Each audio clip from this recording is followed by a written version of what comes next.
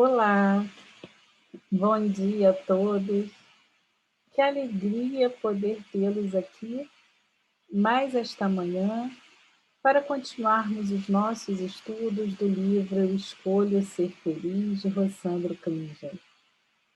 Hoje nós vamos falar de um tema que muitas pessoas refletem a cada dia. E aí eu já começo fazendo a provocação que este capítulo nos traz. Quando vocês olham o mundo ao redor, qual a impressão que vocês têm?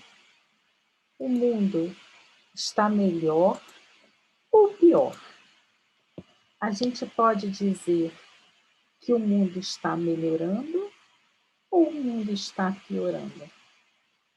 Quando nós começamos essas reflexões, diárias, um dos meus objetivos foi justamente tentar iniciar o dia com uma coisa positiva, com uma vibração, com algo que pudesse nos fazer começar o dia naquela energia positiva, que nos permitisse, ao longo do dia, ir trabalhando, encontrando caminhos, de uma forma bastante equilibrada, porque a minha percepção era que durante as manhãs, quando nós ligávamos nossas televisões para assistir o noticiário, era sempre tanta coisa negativa que acontecia, era tanta tragédia, tanta dor, que eu ficava imaginando, é impossível que alguém fique bem ao longo do dia, tendo iniciado esse dia já diante de tanto sentimento ruim. Porque falíveis que somos, muitas vezes é impossível ficarmos neutros diante de tantas notícias. Então, por mais que a gente acorde naquela vibração positiva e a gente fala assim, nossa, hoje tudo vai dar certo. Você liga o noticiário e começa, porque fulano traiu, porque aconteceu isso, porque aconteceu aquilo. Você fala, meu Deus, o mundo é péssimo, o mundo é ruim, as pessoas são ruins, tudo é ruim. E você já começa o seu dia nessa onda de negatividade, que você leva essa negatividade para onde você vai. Então você chega no seu ambiente de trabalho, você vai realizar as suas funções, mas você não se abre ao seu colega de trabalho, porque você vai imaginar que ele a todo momento vai querer te passar a perna, que ele vai te trapacear. Por quê? Porque você está sendo, ali massificado com aquela ideia de que o mundo é mau. E Rossandro nos traz essa reflexão, Será que o mundo está tão pior assim do que era ou não? Então ele começa esse capítulo perguntando, que você já teve a curiosidade de se perguntar se o mundo está melhorando ou piorando?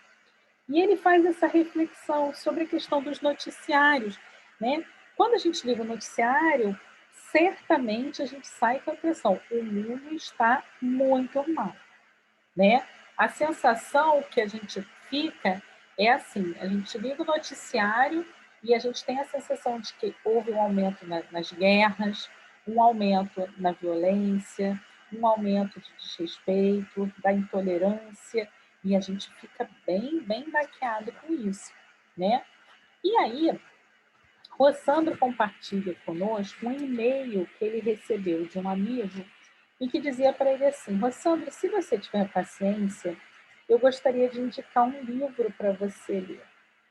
E tem um porquê essa história de paciência, E aí Rossandro pergunta, mas por que será que ele pediu paciência? E aí depois que o Rossandro comprou o livro, e eu também comprei o livro, instigada pela indicação de Rossandro, ele se deu conta de que o livro ele tem nada mais, nada menos do que 2.000 páginas. E é esse livro que eu compartilho a imagem com vocês, que aqui no Brasil, ele é publicado pela Companhia das Letras e chama-se Os Anjos Bons da Nossa Natureza. É um livro de um psicólogo chamado Steven Pinker, em que no livro, eu esqueci de falar a última parte do título do livro, mas é assim, Os Anjos Bons da Nossa Natureza, porque a violência diminuiu. E é um livro que, assim, foi alvo de muitas críticas positivas, o próprio Bill Gates já recomendou a leitura desse livro. várias revistas, jornais, periódicos, vários críticos de renome, né? Como, por exemplo, as revistas The Economist, The Guardian, o jornal The New York Times, né? Colocaram este livro como um daqueles livros que nós não podemos deixar de ler, né? Entre aquela literatura que é assim fundamental para a nossa construção crítica no mundo em que vivemos. E o que esse livro tem de tão extraordinário assim, né? Ocorre que o autor ele faz nesse livro uma análise, ele traça, né, uma análise histórica profunda dos indicadores de violência, tendo por base um período de 10 mil anos. E ele foi atrás de vários pesquisadores e lançou a seguinte pergunta para esses pesquisadores: o mundo melhora ou o mundo piora? E aí, depois de várias décadas de análise, o Steven Pinker chegou à conclusão, através de um grande aparato estatístico, de que o mundo só melhora, apesar da nossa sensação de que é exatamente o contrário.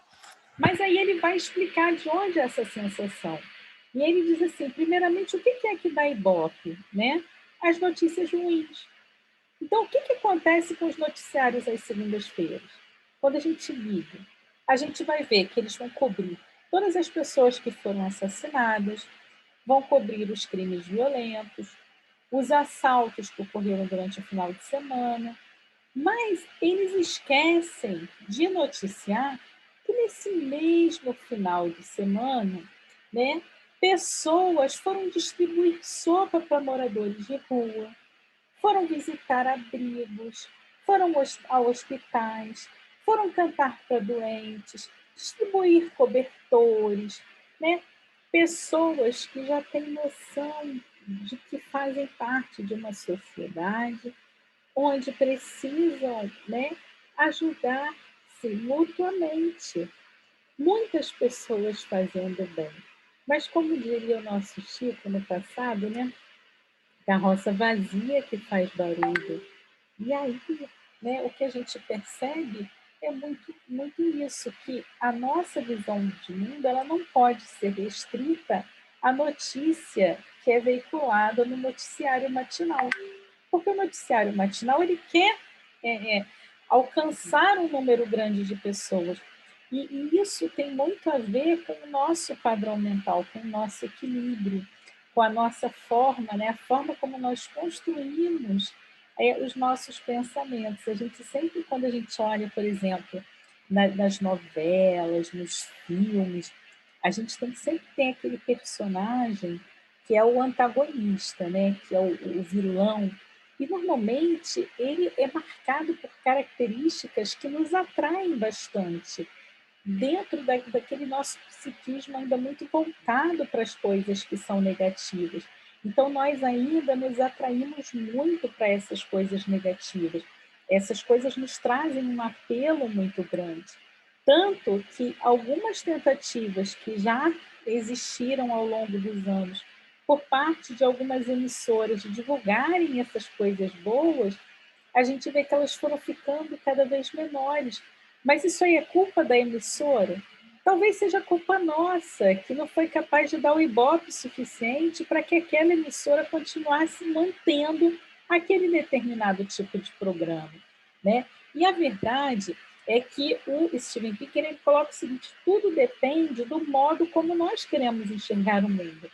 Se nós recortarmos somente as más notícias, nós veremos um mundo, né? Um mundo que é deprimido, que é genocida, com terrorismo, como um período que, pelos padrões da história, ele é abençoado com níveis sem precedentes de coexistência pacífica. Então, se você conversa com um jovem hoje, ele vai dizer assim: ah, mas existe intolerância religiosa. Nossa, existe. Mas por que existe intolerância? Mas ao mesmo tempo que existe intolerância, existe o diálogo, existe a diversidade, existe a liberdade de escolha. No passado, não existia liberdade. No passado, os livros eram queimados quando não eram adequados a um padrão que era pré-estabelecido. Hoje em dia, as pessoas podem. Ainda tem um percentual de pessoas, né, que é intolerante, tem, mas não é a maioria. E aí a gente volta àquela ideia da carroça vazia que faz barulho. Em tempos de negacionismo, se fala muito das pessoas que acreditam que a Terra é plana. E eu escuto muito isso. Mas as pessoas não acreditam mais na ciência. Tem muita gente aí que fala que a Terra é plana. Tem muita gente. E aí, outro dia, eu fui ver um estudo que mostrou que da população mundial, 7% acreditam que a Terra é plana. 7%. 93% sabem que não é. 7% é gente pra caramba, é muita coisa. E nos dias de hoje, né, é inconcebível diante dos dados da ciência que tenha esses 7%. Mas ainda assim, 7% é uma minoria, é muito pouco. E a gente se fixa nesses 7% para dizer assim, ninguém acredita na ciência. Hoje em dia ninguém valoriza isso. Não, ninguém valoriza não. 93% acreditam, né, e confiam nos dados científicos. 7% é uma minoria. Então é tudo a forma como nós olhamos, né? Então, se a gente olha para o cenário atual, e a gente vai dizer assim, nossa, as pessoas são mais, elas são homofóbicas, mas hoje em dia a gente discute diversidade. Há um tempo atrás a coisa tinha que ser mascarada, né? Tinha que ser, as pessoas tinham medo, tinham vergonha. Hoje em dia, né, as pessoas estão começando a trabalhar isso. Nós estamos num momento de transição em que isso começou a ser mais aceito pela sociedade. Ainda há preconceito, certamente, mas também há muita desinformação. À medida que as pessoas forem recebendo a informação e convivendo com isso de forma natural, a sociedade naturalmente vai progredindo. Então a gente vai começando a perceber o quê? Que muitas das coisas que a gente olha num aspecto negativo na nossa sociedade, o que a gente tem, na verdade, são etapas de transição em que a sociedade está aprendendo a lidar com determinadas condições, mas hoje em dia já permitindo que essas condições ocorram, se estabeleçam, sem que isso seja, né, tabu, sem que isso sejam problemas, sem que isso seja e, assim, e é uma minoria que tem esse perfil. Só que essa minoria, ela faz um barulho tão grande que a gente fica achando que é a maioria, mas não é, né? Então, na verdade, gente, como você me coloca aqui no livro, existe um ibope para o mal. As pessoas têm a tendência de observar e dar mais ênfase àquilo que é ruim. E aí, a gente pode colocar um exemplo muito simples. Vamos supor que você trabalhe num ambiente, num escritório, você tem muitas pessoas bacanas no dentro do trabalho. Mas tem um colega seu que, ai meu Deus do céu, aquela pessoa, sabe, se você falar A, ele vai dizer B. Tudo ele é do contra, é uma pessoa difícil de lidar, é aquela pessoa complicada. Domingo à noite, hora de preparar para voltar ao trabalho na segunda-feira. Você vai pensar em quem? Em todas aquelas pessoas maravilhosas do seu trabalho, aqueles colegas bacanas que você sai no final de semana, né, na sexta-feira à noite com happy hour, que você consegue ter uma boa dinâmica, ou você fica assim, ai meu Deus, eu tenho que trabalhar amanhã e encontrar aquele chato de novo. Como é que é? Como é que a gente fica? A gente vai pensar nos legais ou a gente vai sempre pensar no negativo? Quando a gente pensa no nosso trabalho, a gente pensa mais naquilo que é bom ou a gente fica pensando naqueles momentos de crise, de conflito, né? Então, a verdade é que a gente sempre vai se concentrar no nosso desafeto, naquilo que é ruim, a gente fica com isso. Tem gente que isso chega a ser tão marcante, né? Tem pessoas que ficam tão marcantes, que guardam uma espécie daquela mágoa, né? E aí fica com aquilo ali tão forte, tão forte, tão forte, que esquecem de viver o momento presente, porque se prendem naquele acontecimento negativo. Então, por exemplo, vamos imaginar, até vou traçar um paralelo com uma coisa que eu li da Monja Coen, que eu achei muito interessante, que ela diz assim, há pessoas que, se elas passam por uma situação de traição, mas não necessariamente traição amorosa, uma traição, um amigo fez algo que a magoou, né? E aquilo ali, ela considera ser uma punhalada que ela recebe, né? Aquilo ali é uma coisa negativa. E aí ela fica tão presa àquilo que ela mesma vai colocando vários punhais nela, porque ela vai remoendo aquilo várias vezes. E cada vez que ela vai remoendo, aquela sensação ela se estabelece no presente. Porque esse é o grande problema também, quando a gente traz um sentimento negativo, né? Quando a gente fica vibrando negatividade, é isso, porque a gente vai vibrando e aquilo vai se concretizando no nosso pensamento e vai tendo repercussões, né, na nossa forma de agir, no nosso pensamento. Internamente a gente vai absorvendo aquilo de uma forma. Então, a pessoa fica ali remoendo e traz aquele acontecimento, aquela traição para um presente que aquilo não vai passando nunca. Aquela negatividade vai ficando. Então a gente dá uma ênfase muito grande ainda àquilo que é mal. Então, quando a gente observa, por exemplo, o caso de uma filha que mata a própria mãe, ou o pai que mata a filha, nós vamos ficar chocados, né? E aí a gente percebe o seguinte, nossa, mas hoje a gente se choca. No passado, coisas como essas aconteciam e passavam. Mulheres e crianças no passado eram violentadas, abusadas, sem indagação de quase ninguém. Hoje, existe o Conselho de Direitos das Mulheres, dos idosos, das crianças.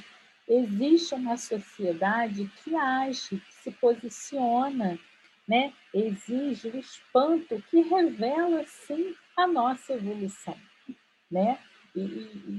Então, a gente tem que pensar, né, e olhando para essa imagem, que é muito importante que a gente não se fixe somente nas notícias ruins, que a gente não possa não amanhecer numa segunda-feira, né, ligar o noticiário e ficar ouvindo só tudo aquilo que aconteceu de ruim no final de semana nas grandes cidades, mas que a gente possa tentar ver e observar, e além do mais, que a gente possa ser aquele que age em prol de um mundo melhor.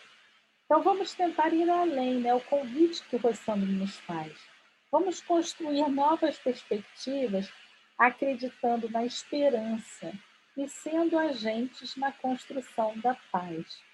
E dentro dessa perspectiva, eu lembro de uma frase de Darcy Ribeiro, que ele dizia assim, que ele era um cara muito frustrado, que ele frustrou em várias coisas que ele tentou fazer. E sempre, né, aconteceu alguma coisa, né, alguém botava a perna para ele tropeçar e coisas aí. Mas ele dizia o seguinte, que apesar de tudo, ele trazia uma felicidade muito grande dele estar do lado daqueles que queriam bem a ele, não daqueles que botavam o pé para ele tropeçar, não daqueles que impediam as suas conquistas. Ele tinha uma felicidade de poder, né, estar do lado daqueles que lutavam, ainda que muitas vezes ele se frustrasse. Então, que a gente possa, né, não ficar valorizando tudo de negativo, mas sim que a gente possa observar que ainda há situações negativas e trabalhar para estabelecer o que é positivo aqui na Terra. Que a gente possa transformar a nossa vida num exemplo mesmo de paz, de harmonia, que a gente busque o equilíbrio. E como que a gente faz isso, né? Através da famosa frase que a gente fala tanto, mas que a gente tem tanta dificuldade de absorver, de internalizar, que é o conhece-te a ti mesmo. É através do autoconhecimento, é através dos nossos pensamentos, de nossa autoanálise, da nossa busca interior, daquela reflexão que nos faz entender assim quem nós somos, né? O que me faz ficar bem, qual o momento, por exemplo, que me tira do sério, como eu posso fazer. Então, a partir do momento em que a gente começa a se observar mais, a entender os nossos limites, ao mesmo tempo entender também as nossas capacidades, nós começamos a ter uma vida mais plena, uma vida em que nós vamos ser capazes de nos posicionar diante dos acontecimentos com serenidade, com equilíbrio, sabendo, né, que tudo tem um momento. E esse momento de transição, ele é um momento em que ele ainda é cercado de acontecimentos que nos trazem espanto. mas acontecimentos negativos por um percentual bem pequeno da humanidade, porque tem um monte de gente fazendo muito bem. É só a gente se permitir olhar. E não olhar só, não fica só olhando, não. É permitir olhar e fazer o bem. Sigamos o exemplo do Cristo, que não construiu nenhuma igreja, que não deixou nenhum livro escrito, mas que viveu em plenitude, oferecendo o seu melhor a todos aqueles que passaram por sua vida. Que possamos nós também oferecermos o melhor a todos. Muita paz.